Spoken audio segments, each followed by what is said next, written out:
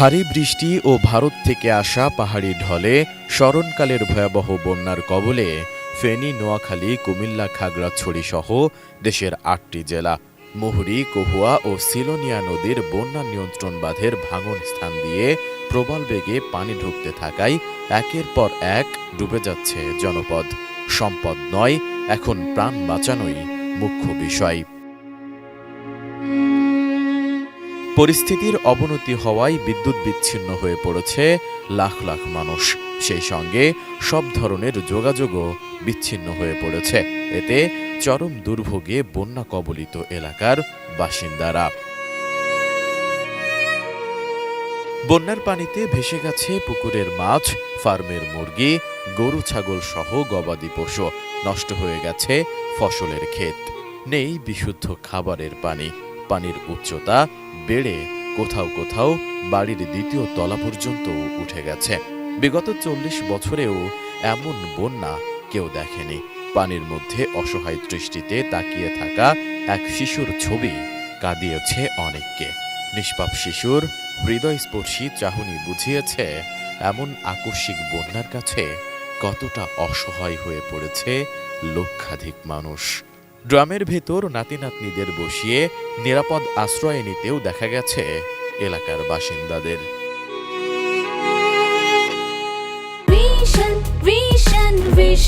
100% copper কন্ডেন্সারে তৈরি vision fridge, তাই গুণে মানে অটুট থাকে বছরের পর বছর। আন্তর্জাতিক গণমাধ্যমের খবর বলছে, কয়েকদিনের টানা বৃষ্টিতে বন্যা দেখা দিয়েছে বাংলাদেশ সংলগ্ন ভারতের উত্তর পূর্বাঞ্চলীয় ত্রিপুরা রাজ্যে। বন্যার কারণে ত্রিপুরা রাজ্য সরকার ডুম্বুর জলবিদ্যুৎ প্রকল্পের বাঁধ খুলে দিয়েছে। ফলে গোমতী ও ফেনী নদীর পানি হঠাৎ বেড়ে বাংলাদেশের বিভিন্ন অঞ্চল তলিয়ে গেছে। এদিকে বন্যা দুর্গতদের উদ্ধারে সেনাবাহিনীর পাশাপাশি নৌবাহিনী, কোস্টগার্ড, বিজিবি, ফায়ার সার্ভিস ও স্বেচ্ছাসেবীরা যোগ দিয়েছেন। তবে দুর্গত এলাকায় যোগাযোগ বিচ্ছিন্ন হয়ে পড়ায় ও পানির প্রবল স্রোত থাকায় ব্যাহত হচ্ছে উদ্ধার কার্যক্রম।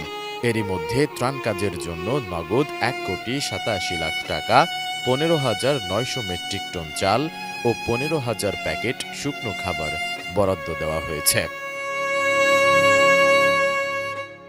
অন্যদিকে বন্যা পরিস্থিতি নিয়ে এক সভায় দুর্যোগ ব্যবস্থাপনা ও ত্রাণ মন্ত্রণালয়ের অতিরিক্ত সচিব KM আলী রেজা জানান, সুনামগঞ্জ, মৌলভীবাজার, হবিগঞ্জ, ফেনী, চট্টগ্রাম, নোয়াখালী, কুমিল্লা ও খাগড়াছড়ি জেলা বন্যা কবলিত হয়েছে।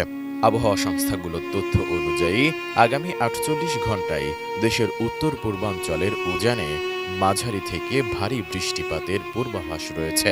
ফলে এ সময় উত্তর পূর্বাঞ্চলের সিলেট, সুনামগঞ্জ, নেত্রকোনা, মৌলভীবাজার ও হবিগঞ্জ জেলার প্রধান নদীগুলোর পানি কয়েকটি পয়েন্টে আরও বাড়তে পারে।